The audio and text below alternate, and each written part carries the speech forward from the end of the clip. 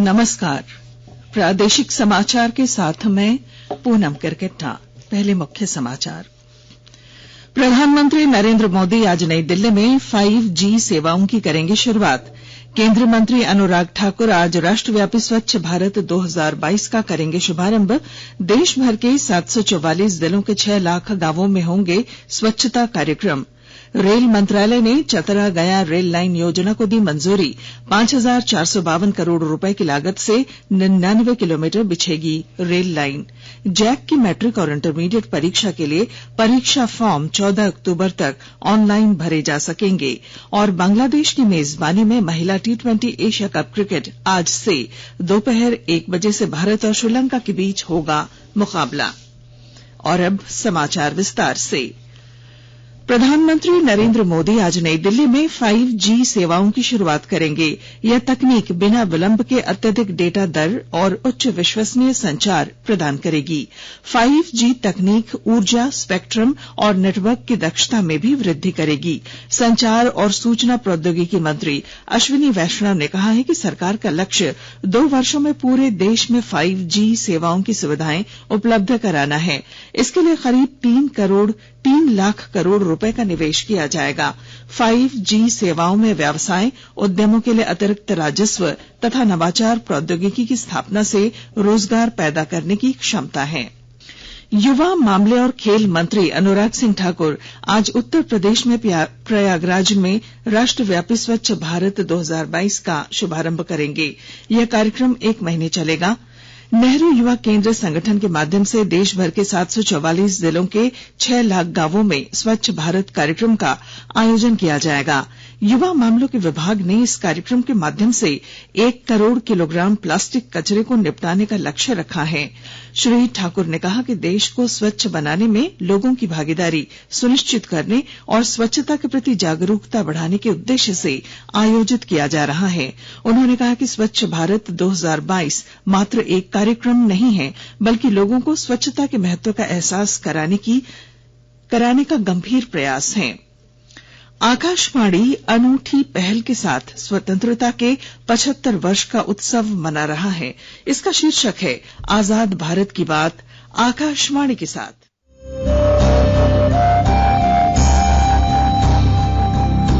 आजाद भारत की बात आकाशवाणी के साथ। स्वतंत्रता के 75 वर्ष का उत्सव, जीवंत यात्रा की स्मृतियां, स्वतंत्र भारत की उपलब्धियां और कुछ रोमांचक पल। तो आप भी जुड़िए और सुनना न भूलें। 15 अगस्त से प्रतिदिन हमारे FM गोल्ड 100.1 और दूसरे चैनलों पर आजाद भारत की बात आकाशवाणी के साथ। रांची जिले के 18 प्रखंडों के 350 सरकारी विद्यालयों में बुनियादी शिक्षा अभियान चलाया जाएगा। इस अभियान से लगभग 45,000 बच्चों को लाभ पहुंचाने का लक्ष्य है। जिले के उप विकास आयुक्त ने कल इस अभियान का शुभारंभ किया। झारखंड शिक्षा परियोजना परिषद और पिरामल फाउंडेशन द्वारा चलाए जाने वाले इस अभियान का मकसद शिक्षा के संकेतक को मजबूत करना है। इसके तहत 100 दिनों का अभियान चलेगा, जिसमें बुनियादी शिक्षा, बाल संसद, पुस्तकालय, विद्यालय प्रबंधन समिति इत्यादि पर विशेष कार्य किया जाएगा। देवघर जिले में आपकी योजना आपकी सरकार आपके द्वार कार्यक्रम का दूसरा चरण 10 अक्टूबर से शुरू होगा। यह कार्यक्रम 2 चरणों में आयोजित किया जाएगा। पहला चरण 10 से 22 अक्टूबर और दूसरा 1 से 14 नवंबर तक चलेगा। इस कार्यक्रम की सफलता को लेकर जिले के उप विकास आयुक्त ने सभी पदाधिकारियों के साथ वीडियो कॉन्फ्रेंसिंग के जरिए बैठक कर कई अहम निर्देश दिए। उन्होंने बताया कि जिले की सभी 194 पंचायतों को योजनाओं से जोड़ना है। चतरा जिले के उपायुक्त ने सदर अस्पताल का कल औचक निरीक्षण किया।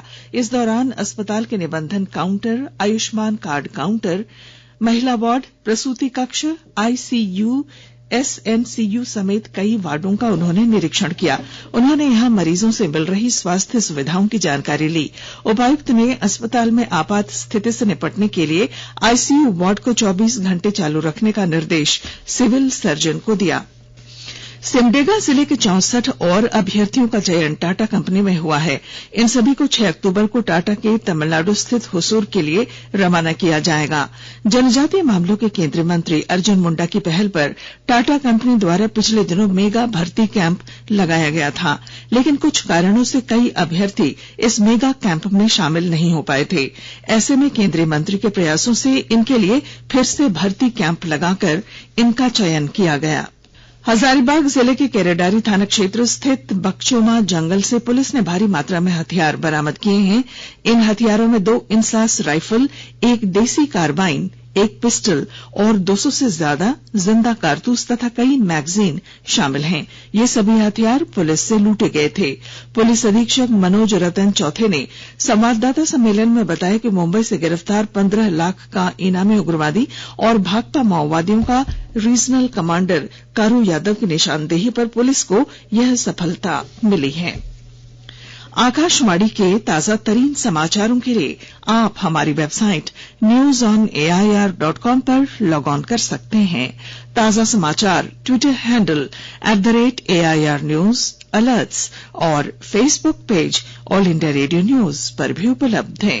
आप प्रादेशिक समाचार एकांश के ट्विटर हैंडल @AIR News_Ranchi और फेसबुक, इंस्टाग्राम पेज तथा YouTube channel AIR News Ranchi पर भी हमारे बुलेटिन सुन सकते हैं।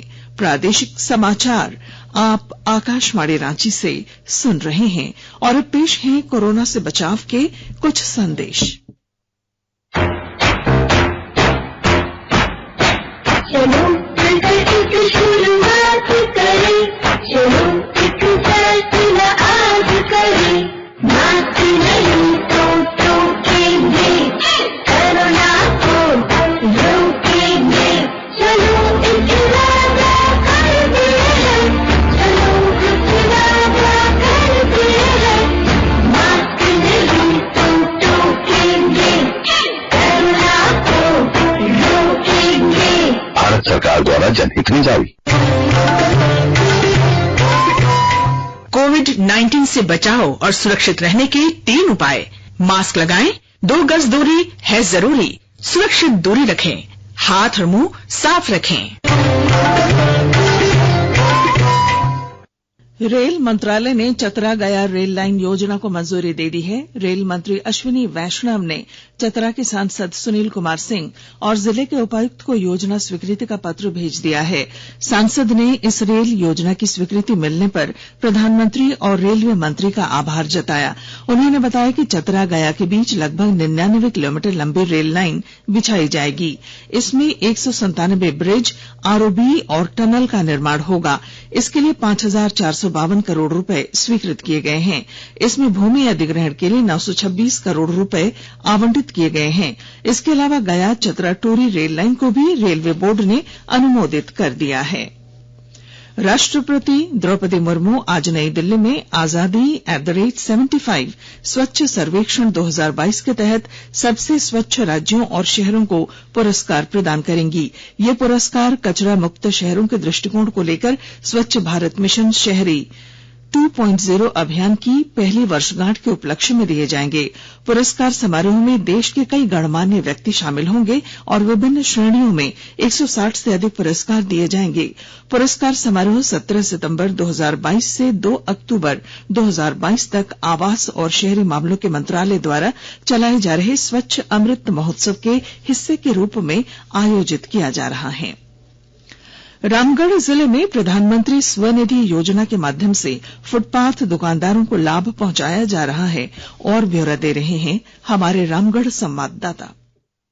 प्रधानमंत्री स्वनिधि योजना रामगढ़ जिले के फुटपाथ दुकानदारों के लिए वरदान साबित हुआ है। जिले के नगर परिषद क्षेत्र में फुटपाथ पर दुकान लगाकर अपनी जीविका चलाने वाले सैकड़ों दुकानदारों को इसका सीधे लाभ मिल चुका है। लॉकडाउन के बाद इन फुटपाथ दुकानदारों के समक्ष भुखमरी की स्थिति पैदा हो गई थी। वैसे में पीएम स्वनिधि योजना इनके जीवन में आशा की नई किरण के रूप में पहुंचा, जिससे इनकी जिंदगी फिर से संवरने लगी है। इस पीएम स्वनिधि योजना केंद्र सरकार द्वारा शुरू की गई एक ऐसी योजना है, जिसके तहत वैसे फुटपाथ दुकानदार जो ठेला लगाने वाले और स्ट्रीट वेंडर्स हैं, उनको सीधे लाभ दिया जाता है। प्रधानमंत्री स्वनिधि योजना के बारे में बात करते हुए फुटपाथ दुकानदार मुकेश शर्मा, रियासत अली, विजय सोनकर एवं रामसुदीन शर्मा जैसे लाभुकों ने बताया कि हम सभी को 10,000 रुपये लोन मिला, वो अभी वैसे वक्त में जब मेरे पास भुखमरी की स्थिति थी। कौशल किशोर तिवारी, आकाशवाणी समाचार, रामगढ़।